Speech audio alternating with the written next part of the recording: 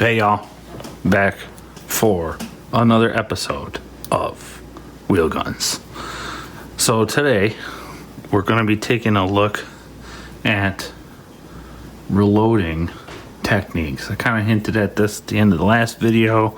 A couple people sent in some questions about how exactly what's the deal, how you're supposed to do this quickly. It seems like a lot of manipulation, and to be honest, it is. Revolvers have a high power factor, and with a high power factor usually means lower capacity, which means more manipulation. These things are always empty, right? You're always reloading it, so you got to be good at reloads. Before we get started, we'll just do a regular safety check and make sure that we got nothing in them. That one's clear. Our big 929 over here is clear. That one only needs a glance, half a glance really. And I don't think this 686 is going to hurt really anybody other than itself. But we've got the whole cylinder here, and this is really for illustration purposes. So let's get right down to it. First, I want to thank everybody for all your participation. This series has been great. I'm going to keep it going. I've got did seven videos. I did one every single day. I don't know if I'm going to keep doing one every day, but I'm going to try and keep it up. I don't want to make this video too long, but if you like the video, like the video. Anyway, so what we've got here is we've got 3 modes of reloading. I also would love to stress that everything that's on this table is inert. These are snap caps. We went over this in the last video.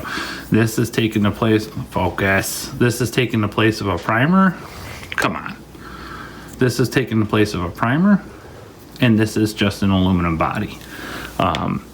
These are some 38 caliber projectiles onto an empty piece of lead with a piece of plastic inserted for the primer, and this is once shot 9mm brass with just a little piece of lead on top. So anyway, to get to the reload, and 3 different ways to do it. One is using this HKS speed loader, this style. This is a style that I like.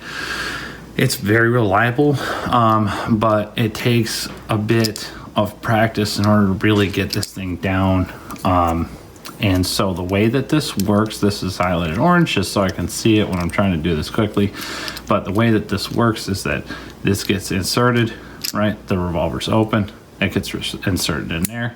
That turns, and you've just heard that tactile turn, and then gravity takes over and drops the cartridges, the cases into the charge hole. So we can actually put these back in. Maybe I can put them all back in there. So let's try and show that one more time. I'm gonna lock this closed. Locked closed. Gun is open. I'm gonna put this in here. Really hard to do this without looking at it, without looking at it. And then we're gonna turn this, and then that's just gonna drop in there. That's one way to reload. Just toss these to the side. We got a project going on this 686.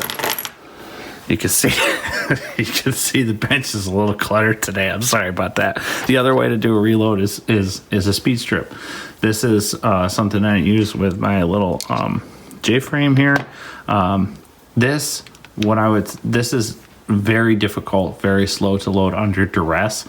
This is what I would call a tactical reload, not a combat reload. We can go over a little bit more what the differences between those two are in another video, but essentially you're going to stick these in here, and then you're going to break the strip off and rotate your cylinder and repeat the process, and that is going to reload the gun. Like I said, I have tried to do this in a situation of simulated duress. It is very difficult at best to get it to get it to reload quickly. This is a nice way to carry extra ammo because it will just slip down into your lighter pocket or slip in your jeans or in your coat or anywhere, wherever you're putting your ammo. It will do that, but it's not going to help. It's not going to do this. You're not going to be able to do this quickly. You're going to be sitting there doing that, and meanwhile, you're going to get dead. Anyway, so that is the that's a speed strip.